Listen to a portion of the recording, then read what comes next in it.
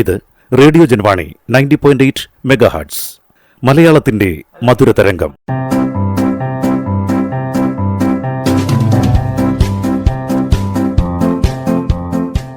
ഇപ്പോൾ വാരാന്ത്യ ലോക വൃത്താന്തം കേൾക്കാം. പ്രൊഫസർ ജെ ജേക്കബ് അവതരിപ്പിക്കുന്നു. വാരാന്ത്യ ലോക വൃത്താന്തം.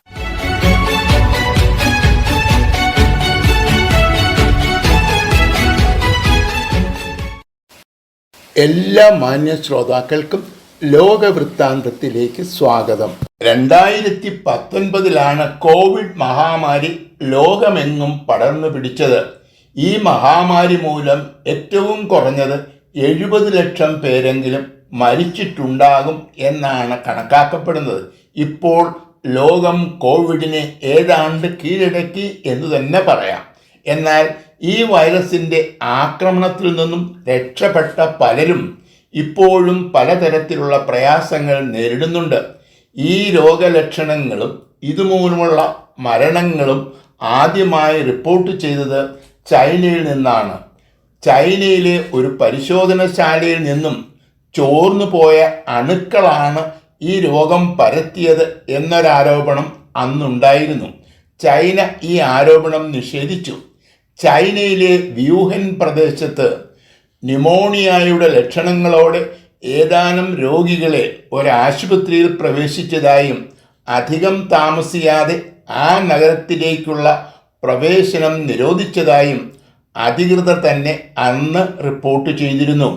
ഈ രോഗം കണ്ടെത്തിയതിനെക്കുറിച്ച് അറിയുന്ന വിവരങ്ങൾ പങ്കുവയ്ക്കണം എന്ന് ലോകാരോഗ്യ സംഘടന കഴിഞ്ഞ ആഴ്ചയിൽ ചൈനയോട് ആവശ്യപ്പെട്ടു.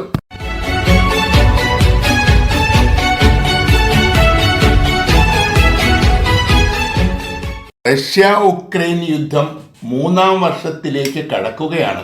ഇതിനകം തന്നെ ഉക്രൈനിൻ്റെ പല പ്രദേശങ്ങളും റഷ്യ പിടിച്ചെടുത്തിട്ടുണ്ട്.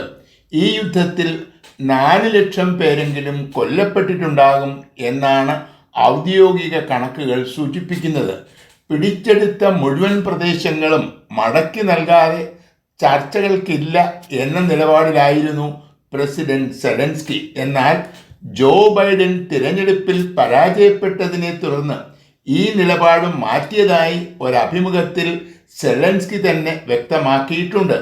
പുതിയ അമേരിക്കൻ പ്രസിഡന്റും യുദ്ധം തുടരാൻ ആഗ്രഹിക്കുന്നില്ല എന്ന് വ്യക്തമാക്കിയിട്ടുണ്ട്. സാമ്പത്തികമായി തകർന്ന ഉക്രൈനിന് യുദ്ധം അധികകാലം നീട്ടിക്കൊണ്ടുപോകാൻ കഴിയില്ല എന്നാണ് പൊതുവെ വിലയിരുത്തപ്പെടുന്നത്. ഉക്രൈന് നാറ്റോയിൽ അംഗത്വം നൽകുന്നതിനെയാണ് പുടിൻ എതിർക്കുന്നത്. വെടിനിർത്തൽ ചർച്ചകൾക്ക് തയ്യാറാണെന്ന് പലപ്പോഴും ഇദ്ദേഹം വ്യക്തമാക്കിയിട്ടുണ്ട്. 3 വശവും റഷ്യൻ സൈനികർ ഉക്രൈനിനെ വളഞ്ഞിരിക്കുകയാണ്. ഈ സാഹചര്യത്തിൽ വലിയ വിട്ടുവീഴ്ചകൾക്ക് തയ്യാറാകാതെ ഉക്രൈനിന് യുദ്ധം അവസാനിപ്പിക്കാൻ കഴിയും എന്ന് തോന്നുന്നില്ല.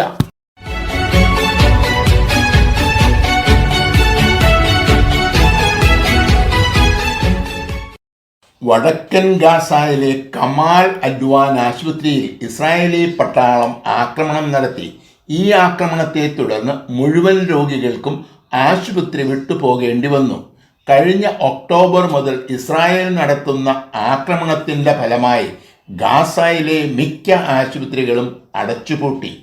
ഇപ്പോഴത്തെ ആക്രമണത്തിൻ്റെ ഫലമായി കമാൽ അഡ്വാൻ ആശുപത്രിയുടെ പ്രവർത്തനവും നിലച്ചു. ഏകദേശം 75,000-ഓളം ഗാസ നിവാസികളുടെ ഏക ആശ്രയമായിരുന്നു ഈ ആശുപത്രി എന്നാണ് ഐക്യരാഷ്ട്രസഭയുടെ വിലയിരുത്തൽ. ഈ ആശുപത്രി കേന്ദ്രീകരിച്ച് ഹമാസിനെ പുനർജീവിപ്പിക്കാൻ ശ്രമിക്കുന്നു എന്നാണ് ഇസ്രായേലിൻ്റെ വിശദീകരണം. ഈ സ്ഥാപനത്തിൻ്റെ മേധാവിയായ ഹസൻ അബു സഫിയ ഡോക്ടറെ ഇസ്രായേലി പട്ടാളം കസ്റ്റഡിയിലെടുത്തിട്ടുണ്ട്. ഹമാസ് ഭീകരന്മാർക്ക് ഒത്താശ ചെയ്തു കൊടുക്കുന്നു എന്നാരോപിച്ചാണ് ഈ നടപടി. അത്യാസന്ന നിലയിലുള്ള രോഗികളെ സമീപമുള്ള ആശുപത്രികളിലേക്ക് മാറ്റിയെങ്കിലും അവിടെയും ചികിത്സാ സൗകര്യങ്ങൾ ലഭ്യമല്ല എന്നാണ് ലോകാരോഗ്യ സംഘടനയുടെ റിപ്പോർട്ട്.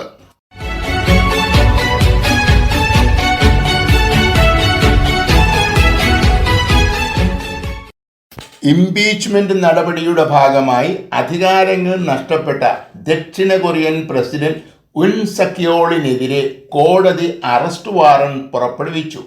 പട്ടാള നിയമം പ്രഖ്യാപിച്ചതിനെ തുടർന്നാണ് ഇദ്ദേഹത്തിനെതിരെ ഇംപീച്ച്മെന്റ് നടപടികൾ ആരംഭിച്ചത്.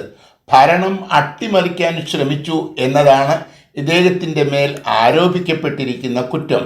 കോടതിയാണ് അവസാന തീരുമാനം എടുക്കേണ്ടത്. ഈ തീരുമാനം വരുന്നതുവരെ പ്രധാനമന്ത്രിക്കാണ് പ്രസിഡന്റിൻ്റെ ചുമതലകൾ. കഴിഞ്ഞ ആഴ്ചയിലാണ് പ്രധാനമന്ത്രി ഹാൻ ഡക് സൂവിന് പ്രസിഡന്റിൻ്റെ ചുമതലകൾ ലഭിച്ചത്. എന്നാൽ ഇദ്ദേഹം തൻ്റെ ചുമതലകളിൽ വീഴ്ച വരുത്തി എന്നാരോപിച്ച് താൽക്കാലിക പ്രസിഡന്റ് സ്ഥാനത്തു നിന്നും ഇദ്ദേഹത്തെ നീക്കുകയും ആ ചുമതലകൾ മറ്റൊരു മന്ത്രിക്ക് നൽകുകയും ചെയ്തു.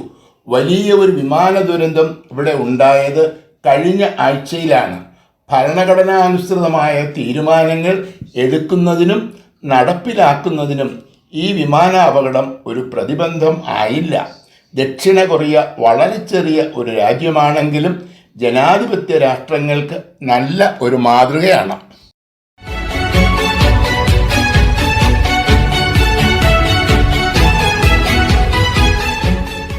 അൽ ജസീറ ചാനലിൻ്റെ പ്രവർത്തനങ്ങൾ നിരോധിച്ചുകൊണ്ട് പാലസ്തീൻ അതോറിറ്റി ഉത്തരവ് നൽകി.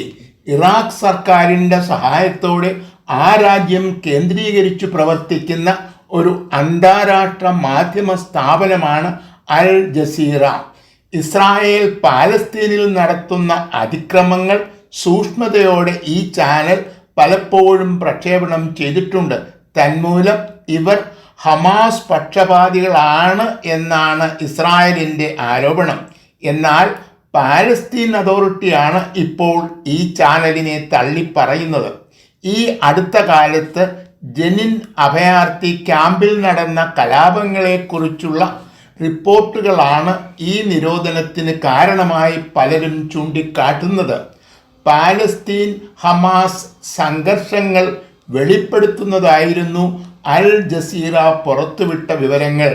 പാലസ്തീൻ അതോറിറ്റി നിയന്ത്രിക്കുന്ന ജനിൻ അഭയാർത്ഥി ക്യാമ്പിലെ ഹമാസ് അനുകൂലികൾക്കെതിരെ പാലസ്തീൻ സുരക്ഷാ സേന നടത്തിയ അതിക്രമങ്ങളാണ് അൽ ജസീറ പുറം ലോകത്തെ അറിയിച്ചത്.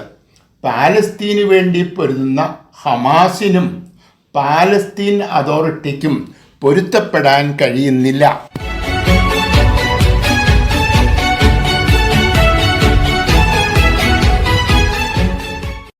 മാസങ്ങൾക്ക് മുമ്പാണ് ബംഗ്ലാദേശ് പ്രധാനമന്ത്രിയായിരുന്ന ഷെയ്ഖ് ഹസീന ഇന്ത്യയിൽ അഭയം തേടിയത്.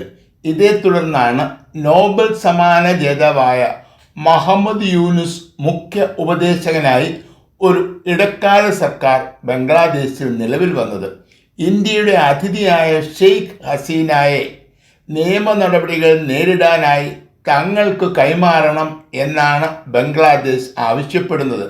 ഒരു സുഹൃത്ത് എന്ന രീതിയിലാണ് ബംഗ്ലാദേശിൻ്റെ മുൻ പ്രധാനമന്ത്രിക്ക് ഇന്ത്യ അഭയം നൽകിയത്. അവരുടെ രാഷ്ട്രീയ അഭിപ്രായങ്ങൾക്കും സന്ദേശങ്ങൾക്കും തങ്ങളുമായി ഒരു ബന്ധവുമില്ല എന്ന് ഭാരത സർക്കാർ നേരത്തെ തന്നെ വ്യക്തമാക്കിയിട്ടുണ്ട്. ഷെയ്ഖ് ഹസീന നിരവധി കേസുകളിൽ പ്രതിയാണെന്നും വിചാരണ നേരിടുന്നതിനായി അവരെ ബംഗ്ലാദേശിന് കൈമാറണം എന്ന് ഔദ്യോഗികമായി തന്നെ ബംഗ്ലാദേശ് ആവശ്യപ്പെട്ടിരിക്കുകയാണ്. വിവാദം ഒഴിവാക്കാനായി ഭാരത സർക്കാർ മൗനം പാലിക്കുകയാണ്. ഭാരത സർക്കാരുമായി നല്ല ബന്ധം നിലനിർത്തണം എന്നാണ് ബംഗ്ലാദേശിൻ്റെ സൈനിക മേധാവി ഒരഭിമുഖത്തിൽ ആവശ്യപ്പെട്ടത്. ഇത് ഇന്ത്യൻ നിലപാടിനുള്ള അംഗീകാരമാണ്.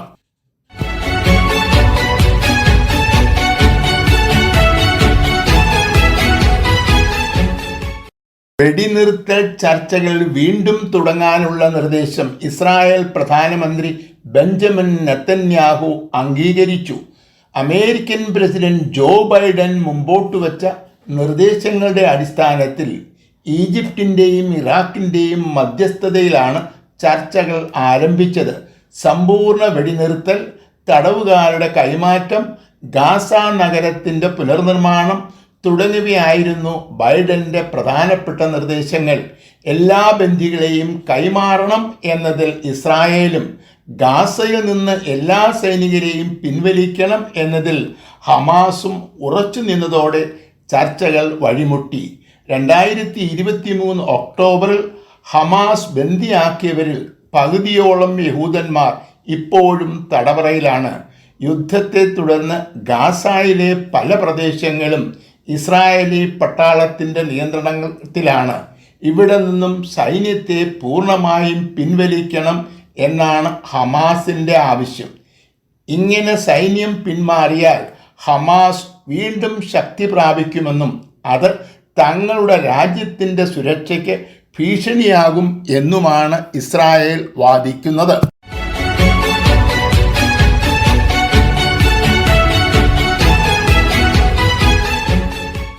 മോൾഡോവ എണ്ണയും പ്രകൃതിവാതകവും വാങ്ങുന്നത് റഷ്യയിൽ നിന്നാണ്. ഉക്രൈനിലൂടെ കടന്നു പോകുന്ന പൈപ്പുകൾ വഴിയാണ് റഷ്യയിൽ നിന്നും മോൾഡോവയിലേക്ക് പെട്രോളിയം ഉൽപ്പന്നങ്ങൾ എത്തുന്നത്. ഒരു കരാറിൻ്റെ അടിസ്ഥാനത്തിലാണ് റഷ്യ ഈ പൈപ്പുകൾ ഉക്രൈനിൽ സ്ഥാപിച്ചത്. 5 വർഷങ്ങൾക്ക് മുമ്പ് ഒപ്പുവെച്ച കരാറിൻ്റെ കാലാവധി ഡിസംബർ 31 അവസാനിച്ചു. എന്നാൽ ഈ കരാർ പുതുക്കാൻ ഉക്രൈൻ വിസമ്മതിച്ചു. ഇതേ തുടർന്ന് മോൾഡോവയിലേക്കുള്ള എണ്ണ വിതരണം പൂർണ്ണമായും നിലച്ചു. യൂറോപ്പിൽ ഇപ്പോൾ തണുപ്പ് കാലമാണ്. തണുപ്പകറ്റാനായി എണ്ണയും പ്രകൃതിവാതകവുമാണ് ഉപയോഗിക്കുന്നത്. എന്നാൽ റഷ്യയിൽ നിന്നുള്ള എണ്ണയുടെ വരവ് നിലച്ചതോടെ മോൾഡോവ എണ്ണ വിതരണത്തിൽ കർശനമായ നിയന്ത്രണങ്ങൾ ഏർപ്പെടുത്തിയത് സാധാരണക്കാരെ വലിയ പ്രതിസന്ധിയിലാക്കിയിരിക്കുകയാണ്. റഷ്യയുടെ എണ്ണ വ്യാപാരത്തെ പ്രതിസന്ധിയിലാക്കാൻ വേണ്ടിയാണ് ഉക്രൈൻ കരാർ പുതുക്കാൻ വിസമ്മതിക്കുന്നത്. വിരോധം റഷ്യയോടാണെങ്കിലും ദുരിതങ്ങൾ അനുഭവിക്കുന്നത് മോൾഡോവയിലെ ജനങ്ങളാണ്.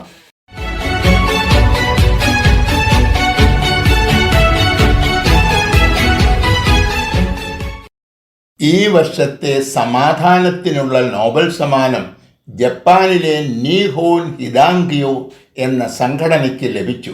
ആറ്റം ബോംബിനെ അതിജീവിച്ചവർ ചേർന്ന് രൂപീകരിച്ച ഈ സംഘടന ഹിബാക്കുഷ് എന്ന പേരിലും അറിയപ്പെടുന്നു. 2ാം ലോകമഹായുദ്ധത്തിലെ വിജയം ഉറപ്പാക്കാനായി ഹിരോഷിമയിലും നാഗസാക്കിയിലും അമേരിക്ക ആറ്റം ബോംബിട്ടത് 1945-ലാണ്. ഇതേ തുടർന്നുണ്ടായ ദുരന്തങ്ങളാണ് ആണവായുധങ്ങൾക്കെതിരെ ചിന്തിക്കാൻ ലോകത്തെ പ്രേരിപ്പിച്ചത്. ആണവായുധങ്ങൾ സർവനാശത്തിനു വഴിയൊരുക്കും എന്ന സന്ദേശമാണ് ഹിബാക്കുഷ് എന്ന സംഘടന പ്രചരിപ്പിക്കുന്നത്. 80 വർഷങ്ങൾക്ക് മുമ്പുണ്ടായ ആക്രമണം ഇപ്പോഴും ജപ്പാനെ വേട്ടയാടുകയാണ്. 80 വർഷങ്ങൾക്ക് മുമ്പുണ്ടായിരുന്നതിനേക്കാൾ വളരെ വലുതാണ് ഇപ്പോഴത്തെ ലോകത്തിൻ്റെ ആണവായുധ ശേഖരം. ഇനി ഒരു യുദ്ധമുണ്ടായാൽ അത് മാനവരാശിയെ തന്നെ ഭൂമുഖത്തു നിന്നും തുടച്ചു നീക്കും എന്നാണ് എല്ലാവരും ഭയപ്പെടുന്നത്. യുദ്ധത്തിനെതിരെ ഹിബാക്കുഷ് നടത്തുന്ന പ്രവർത്തനങ്ങൾക്കുള്ള അംഗീകാരമാണ് ഈ നോബൽ സമ്മാനം.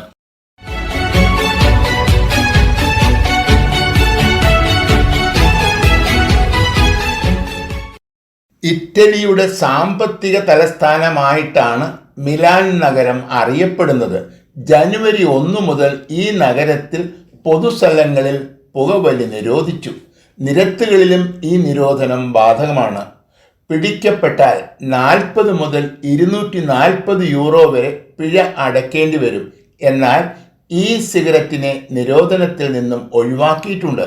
ഏകദേശം 1 കോടിയിലധികം പുകവലിക്കാരുള്ള രാജ്യമാണ് ഇറ്റലി. അതുകൊണ്ട് തന്നെ ഇത് പൂർണ്ണമായും നിരോധിക്കുന്നത് അത്ര എളുപ്പമല്ല എന്നതാണ് പൊതുവെയുള്ള വിലയിരുത്തൽ. ആരോഗ്യം സംരക്ഷിക്കുക എന്നതു മാത്രമല്ല, വായു മലിനീകരണം തടയുക എന്നൊരു ലക്ഷ്യം കൂടിയുണ്ട് എന്നാണ് നഗരപാലകരുടെ വിശദീകരണം. വായു മലിനീകരണം സൃഷ്ടിക്കുന്നതിൽ പുകവലിക്കാരുടെ സംഭാവന 7% വരും എന്നാണ് കണക്കാക്കിയിരിക്കുന്നത്. വാണിജ്യ വ്യവസായങ്ങളുടെ തലസ്ഥാനമായ മിലാൻ നഗരത്തിൽ വായു മലിനീകരണത്തിൻ്റെ തോത് അനുദിനം ഉയർന്നുകൊണ്ടിരിക്കുകയാണ്. ഇത് നിയന്ത്രിക്കുന്നതിൻ്റെ ഭാഗമായി അധികൃതർ 2020 മുതൽ നടപ്പിലാക്കി വരുന്ന പരിഷ്കാരങ്ങളിൽ അവസാനത്തേതാണ് സമ്പൂർണ്ണ പുകവലി നിരോധനം. വാരാന്ത്യ ലോക വൃത്താന്തം.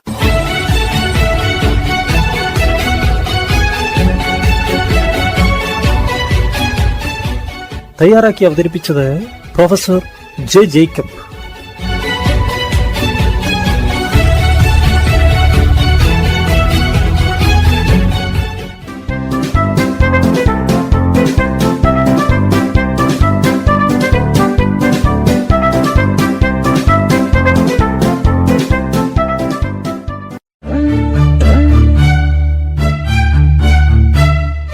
നിങ്ങൾ കേട്ടുകൊണ്ടിരിക്കുന്നത് ജൻവാണി 90.8 കമ്മ്യൂണിറ്റി FM. അറിയേണ്ടതും കേൾക്കേണ്ടതും മാത്രം.